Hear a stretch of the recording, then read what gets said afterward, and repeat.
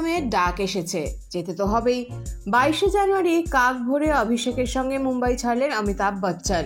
বিশেষ আমন্ত্রণে রামলালার প্রাণ প্রতিষ্ঠা অনুষ্ঠানে হাজির থাকবেন তিনি। স্বামী শ্রীরাম নেনেকে নিয়ে মাধুরী দীক্ষিত উড়ে গেলেন অযোধ্যার উদ্দেশ্যে। রওনা দিলেন প্রসূন যোশী এবং রাজকুমার হিরানিও।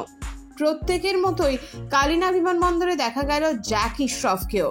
শ্রীরামের ডাকে অযোধ্যা যাচ্ছেন আয়ুষ্মান খুরানাও। তারকাদের এই গতিবিধির ওপর থাকবে আমাদের নজর। আপনাদের নজর থাকুক এই সময় ডিজিটালে।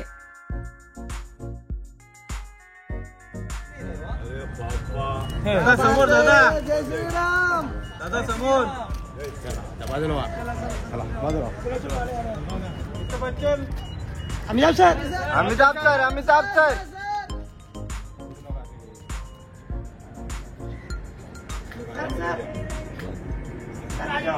सर थोड़ा आगे आइए ना। यस माधुरी जी, जय श्री राम। यहाँ पे एक फोटो करते हैं साथ में, थोड़ा आगे आ जाइए ना। प्रसून सर आगे सर